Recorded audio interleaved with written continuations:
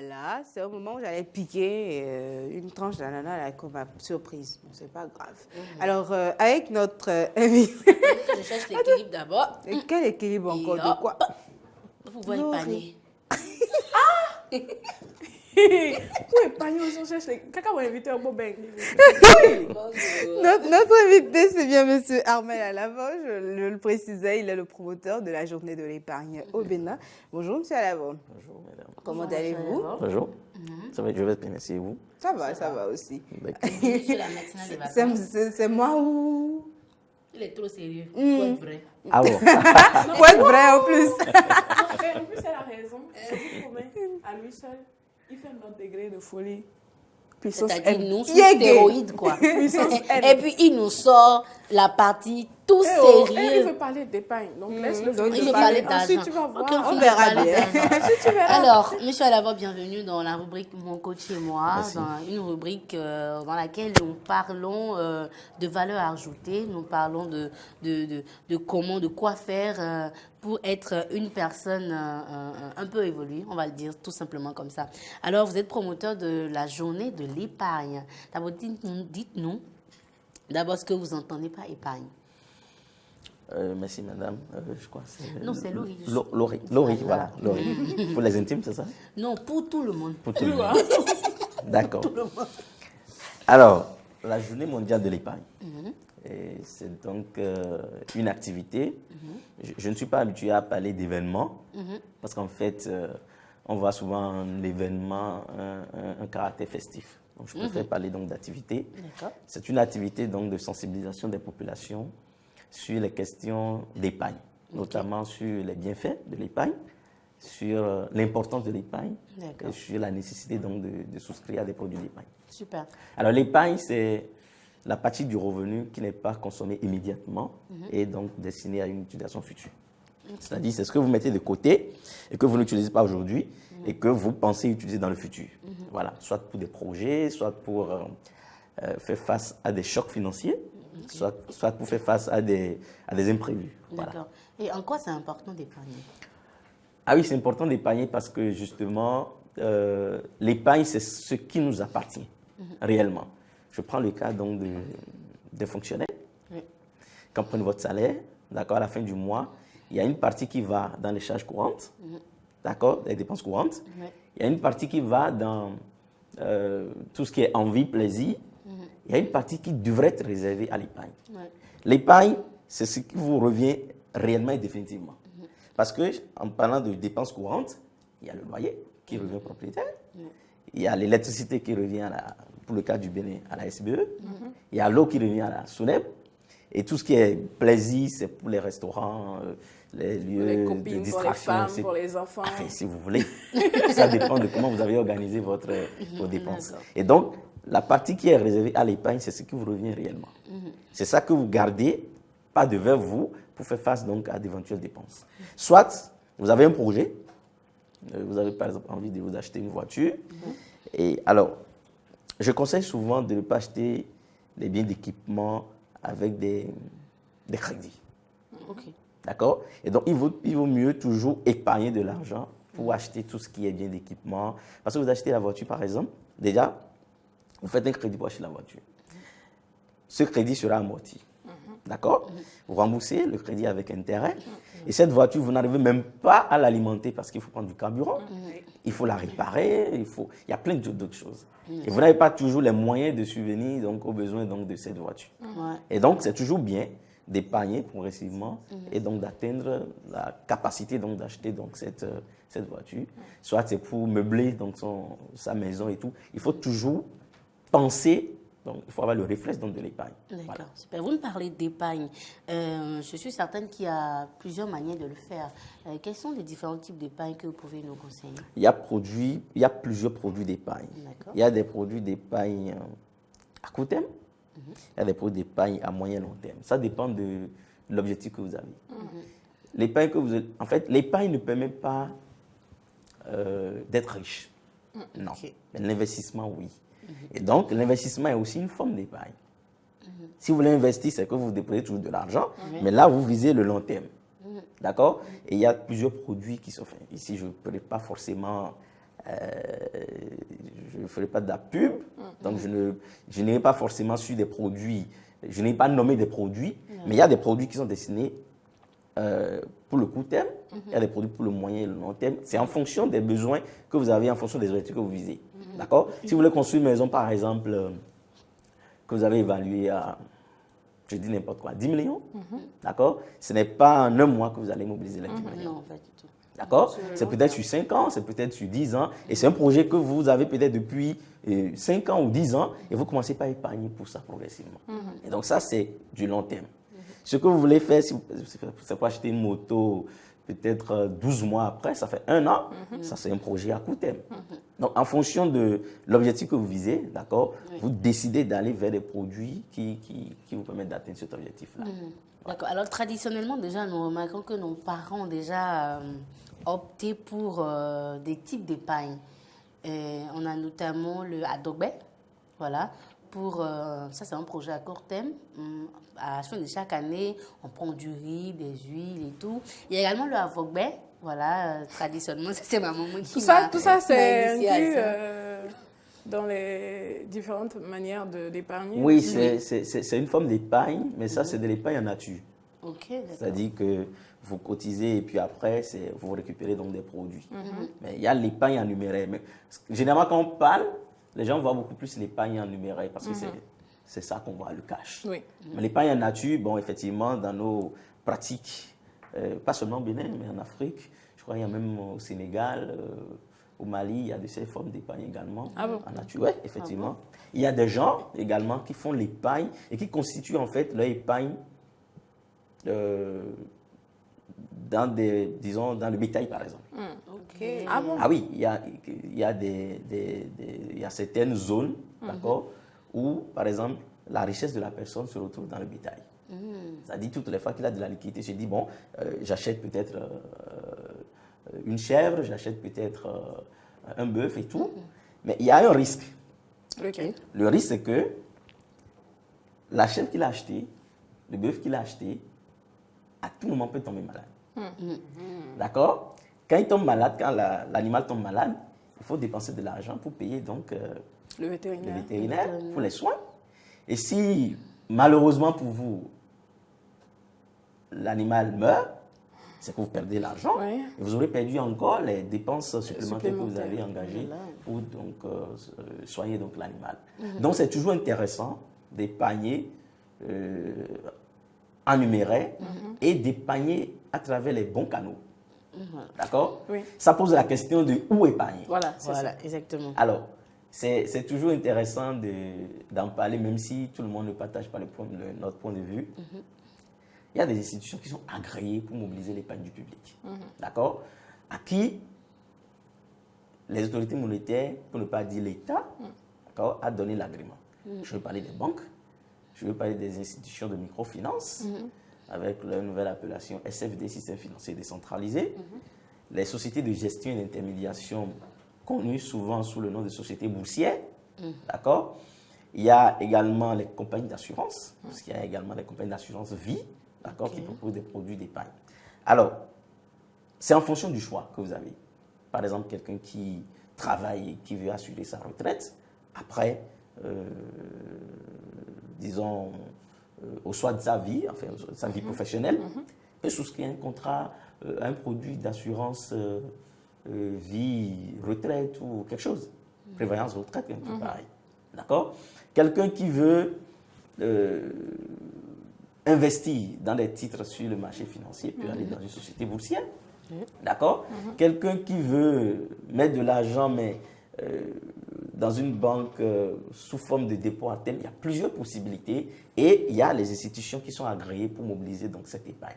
Et quand vous mettez vos sous dans ces institutions-là, même en cas de faillite, en cas de braquage, cambriolage, incendie, tout ce qu'il y a toujours la possibilité de récupérer vos fonds.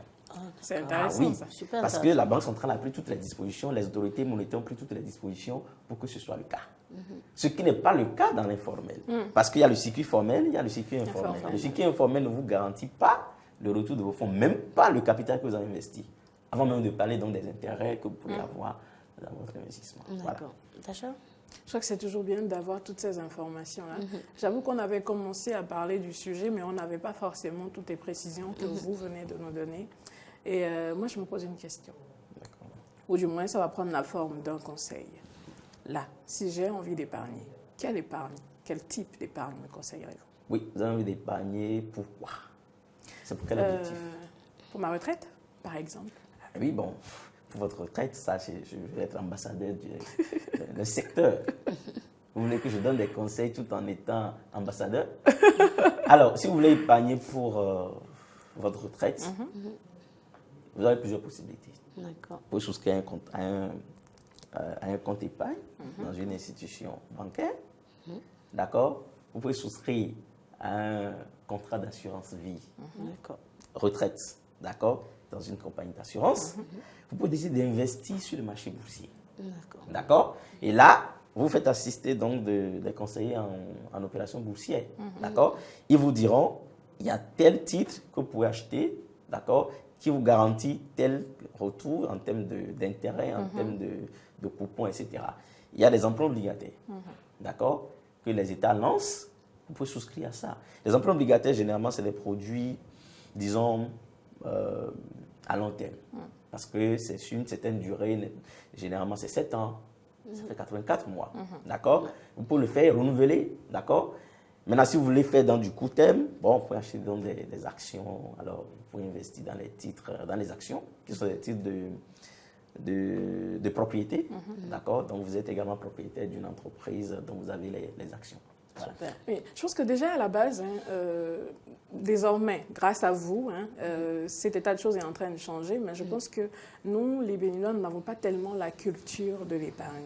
Alors moi, je vous entends parler d'investissement dans les bourses et également au niveau des actions et tout, et je me demande, est-ce que c'est réellement productif? Et j'imagine qu'il y en a énormément, comme moi, qui sont sceptiques, parce qu'on a tendance à se dire dans nos têtes, ça marche à l'extérieur. Mais est-ce que ça marche chez moi? Avec tout ce qu'il y a comme gaiement, avec tout ce qu'il y a comme personnes qui disparaissent avec vos sous et tout, on est un petit peu sceptique. Et qu'est-ce que vous avez à nous dire? C'est justement pour ça que tout à l'heure je disais, il faut pouvoir identifier les institutions dans lesquelles vous placez vos ressources. D'accord. D'accord? Les institutions agréées existent. D'accord? Peut-être qu'il n'y a pas assez de communication autour. Sinon, les institutions agréées qui vous proposent des produits financiers dans ce sens-là existent. Mais il y a pas mal de personnes également qui proposent des produits. Vous allez voir sur les réseaux sociaux, on dit oui, il faut acheter ceci, acheter cela. Bon, moi, je ne suis pas dans ces... Et je déconseille ça véritablement. Par contre, il y a des institutions qui sont agréées, d'accord, qui proposent des services. Ou vous-même, si vous avez envie donc d'investir de l'argent, mais cherchez à avoir donc des contacts qu'il faut. D'accord? Demandez, bon, il y a plusieurs possibilités d'avoir accès à des contacts. Et dès que vous vous rendez maintenant dans les institutions, demandez en fonction donc de votre objectif, quels sont les produits auxquels vous pouvez accéder et qui vous permettent donc d'atteindre votre objectif dans le court moyen et long terme. D'accord. D'accord? Alors, aujourd'hui, vous l'avez dit tantôt, les Béninois n'épargnent pas véritablement. La culture de l'épargne n'est pas encore... ne fait partie encore de nos pratiques. C'est pour cela justement que nous travaillons beaucoup à ça. D'abord, il y a un concept que nous développons avec les enfants et les plus jeunes, déjà à l'école, parce qu'on estime que commencer par enseigner l'éducation financière de façon générale, notamment orientée vers l'épargne aux enfants, va leur permettre donc de grandir avec cette culture-là. D'intégrer ça dans le... Exactement. Parce que c'est un peu comme, je le dis souvent, avant de traverser la route, on dit qu'il faut regarder à gauche et à droite. On nous a appris ça à l'école. Et quand tu veux traverser la route, systématiquement, tu fais comme ça. C'est un réflexe. Oui. Alors, il faut que désormais les enfants puissent grandir avec ce réflexe-là. De sorte que dès lors qu'on leur donne de l'argent, le premier réflexe soit je mets ça de côté. Pas systématiquement aller acheter chips, aller acheter ceci. Même si tu veux acheter chips, parce que ça fait partie également donc, des besoins de l'homme. Il faut systématiquement penser à une partie qui doit être destinée à l'épargne. Les fonctionnaires, par exemple, qui gagnent leur salaire, je leur conseille généralement le principe de 50, 20, 30. 50% pour faire face à ces charges incompréhensibles, les dépenses courantes, 20% pour ses envies, plaisirs, etc. et 30% pour l'épargne. Mais je renverse, 30, 20, 50. Il faut prioriser l'épargne. Ce n'est pas, après avoir tout dépensé, je me dis, bon, voilà, c'est ce qui reste, je mets sur l'épargne. Non. Systématiquement, c'est l'épargne. Donc, dans ma tête, je dois pouvoir dire, sur les 100% de mon salaire, je ne dispose que de 70%. En fait, si je dois faire des calculs, je fais les calculs sur les 70%. Les 30% ne sont plus pour moi. Parce que systématiquement, je les ai destinés à l'épargne. C'est un petit peu comme la dîme, alors. Voilà. C'est un petit peu comme la dîme, voilà. si on veut. Il faut se l'imposer. Aujourd'hui, on travaille à ce que l'épargne devienne volontaire. Parce que l'épargne que vous constituez, parce qu'on vous a mis la pression, parce qu'on vous a gendarmé, à tout moment, vous pouvez avoir accès encore à ça, vous dépenser. Mais l'épargne que vous constituez volontairement, difficilement on accède à ça pour dépenser. Voilà. Et dilapider. Exactement. Intéressant. J'allais poser une question, mais je crois que dans son intervention, M. Lavo a abordé la question à quel âge devrait-on commencer à parler d'épargne qui est-ce qui est concerné véritablement? Est-ce qu'il faut que j'attende mes 30 ans avant de commencer par mettre de l'argent de côté? Ou déjà à 10 ans, je devrais commencer à le faire? Mais vous avez commencé à y répondre. Je ne sais pas si on doit aller au bout ou si vous avez fini d'en parler. Non, je vais renforcer mon intervention par rapport à cette question-là parce qu'aujourd'hui, je travaille beaucoup à l'éducation financière des enfants, orientée vers l'épargne. Et je dis l'épargne peut commencer déjà même dans le ventre de votre maman. Ah oui. D'accord. C'est-à-dire que c'est maman qui épargne votre nom. Exactement. Ah d'accord. Elle commence par épargner déjà. C'est rassurant, on aurait cru que le bébé aurait dit voilà l'argent maman tient et ça sort par le nombril. Non. Il y a quand même la majorité. Il faut avoir, avant de pouvoir mouvementer soi-même un compte, il faut avoir 18 ans pour le contexte du Bénin, même si ce n'est pas le cas ailleurs. Alors, dès que vous naissez, vos parents vous ouvrent un compte systématiquement. Un compte dans lequel on dépose de l'argent. Par exemple, une tante vient vous donner de l'argent, un tonton vient vous donner de l'argent. Systématiquement, votre compte épargne doit pouvoir être alimenté. Et dès que vous commencez à grandir, on commence par vous coacher, aussi bien à la maison qu'à l'école. À l'école, comme je l'ai dit, on vous apprend à développer une culture de l'épargne, à développer les bons réflexes en termes de gestion de finances personnelles. D'accord? Déjà, même à l'école, on peut vous apprendre à entreprendre. Ce n'est pas forcément entreprendre à grande échelle, mais déjà, on vous donne les astuces pour commencer par développer une intelligence financière. Vendre de petits bonbons, exactement. de petits biscuits. Alors, vous le faites progressivement. Dès que vous atteignez peut-être l'âge d'aller à l'école, je continue, vous atteignez l'âge d'aller à l'école. À l'école, on vous l'apprend. À la maison, on vous l'apprend. Vous avez peut-être une tirelire à la maison dans laquelle vous déposez peut-être 10 francs, 15 francs. Ce qui nous intéresse ici, ce n'est pas le montant qui importe.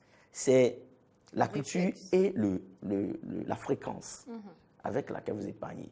Quelqu'un qui épargne, qui s'est fixé comme objectif d'épargner 500 francs chaque semaine. Après 52 semaines, ça fait un an. Un an, ça fait 52 semaines. Après 52 semaines, ça fait 500 francs fois 52. Mais ce n'est pas important. Ce qu'il a fait est déjà pas mal. Il le fait sur 10 ans. Vous voyez ce que ça donne. Ça fait, disons, 520 fois 500 francs. S'il était peut-être... il avait peut-être 5 ans, d'accord? À 15 ans, vous voyez ce qu'il a déjà épargné. Or, ces parents sont là pour l'aider toujours dans les dépenses et tout. C'est ce que lui-même, c'est l'effort personnel qu'il aurait fait. Voilà, après 10 ans. Et donc, l'épargne, c'est à tout âge. Et l'épargne, vous et moi, je suis convaincu à 99% qu'on n'a pas été éduqué à l'école sur l'épargne. Moi, je n'ai pas été. À la maison à la maison, oui. Mais encore qu'à la maison, ce n'est pas ça parce que parfois ça rate. On ne suit pas toujours. Or, quand c'est le cas à l'école, parfois les enfants constituent véritablement des vecteurs de communication au sein de leur famille. C'est peut-être l'enfant qui dit à papa, non, ce que tu fais là, cette dépense que tu veux engager, est-ce que c'est pertinent? Tu aurais pu attendre un peu, n'est-ce pas? Alors, pendant que l'enfant le dit à son papa, ça commence à faire réfléchir le papa. Et donc, l'enfant qui est éduqué déjà à l'école sur le plan de la gestion des finances personnelles peut constituer un vecteur donc, de communication au sein de sa famille et orienter ses parents sur la gestion de leurs finances personnelles. D'accord. Très bien. Intéressant. Merci, Monsieur Alavo. D'autres préoccupations? Non. Certainement que oui, mais j'imagine que Laurie va rester en contact avec l'expert pour qu'on qu'on puisse l'avoir à travers la rubrique. Comme ça, on aura d'amples informations. Parce que c'est indispensable, effectivement, aujourd'hui, d'intégrer cette culture-là, nos habitudes. Exactement. Merci beaucoup. Un mot de la fin. Un mot de fin, qu'est-ce que j'allais dire? Il faut toujours épargner, quel que soit donc le niveau de son revenu. Il y en a qui disent je ne gagne même pas, je ne gagne rien, et donc je ne peux pas épargner. Et comme je l'ai dit, et je l'ai dit récemment, l'épargne, c'est avant tout un état d'esprit, c'est une détermination, c'est une volonté. Et donc, même si vous n'avez pas de revenus, est-ce que vous savez qu'on peut épargner même à la maison sans avoir l'argent? Le simple fait que, à la fin souvent à la douche, vous avez le savon qui est là, qui est souvent utilisé. Souvent, quand le savon finit, il y en a qui jettent. Les bouts de savon qui restent là, on jette ça. On ne jette pas. Alors, il y en a qui, dans leur maison, ont de petits bocals dans la douche, et quand ça finit, on jette dedans. On jette dedans. Peut-être après 10 pains utilisés, vous vous rendez compte que vous avez encore la possibilité d'utiliser ça. C'est de l'épargne. C'est vrai. À la maison, l'eau de robinet, vous l'ouvrez pendant que vous êtes en train de vous brosser, vous laissez l'eau qui coule, d'accord? À la fin du mois, vous avez une facture peut-être de 5 000 francs. Parce que vous avez eu ce mauvais comportement, le mois prochain, vous payez 5 500 francs. Vous aurez pu avoir de bons comportements que peut-être le mois prochain, si vous avez l'habitude de fermer le robinet régulièrement, d'éteindre les lumières avant de dormir, qu'on appelle ça, de débrancher tout ce que vous avez débranché, peut-être que la facture va diminuer peut-être de 1 000 francs ou de 500 francs. C'est de l'épargne que vous faites. Absolument. Vous n'avez pas de l'argent, mais vous épargnez. Absolument. Voilà. C'est super intéressant. En effet. On était habitués, en fait. Moi, je découvre de nouvelles petites astuces, c'est bien cela. Et épargner en nature, mais épargner également en numéraire, comme vous le dites, parce que le savon, l'eau et tout ça, je crois que c'est beaucoup plus en nature. Et d'une façon ou d'une autre, ça impacte les finances. Ça permet de développer et de dépenser moins. Exactement. Et je suis heureuse de savoir que tu restes en contact avec lui. Et dans le cadre de la Journée mondiale de l'épargne, nous sommes en train de préparer qui va se tenir les 30 et 31 octobre. Si vous le dites, vous allez payer. Ah oui, ça c'est clair. Non, pas commercial. Je voulais juste dire qu'il y a un slogan. Il y a un slogan et ce sera mon mot de fin. Épargner au Bénin pour mon avenir, oui, c'est possible. Je voulais juste parler du slogan. Très bien. Épargner au Bénin pour mon avenir, oui, c'est possible et on peut y aller. Merci donc, Monsieur Alavo. Nous vous souhaitons une belle célébration de l'Assomption et de la fête de l'IAM. Merci, pareil. Faites-vous plaisir.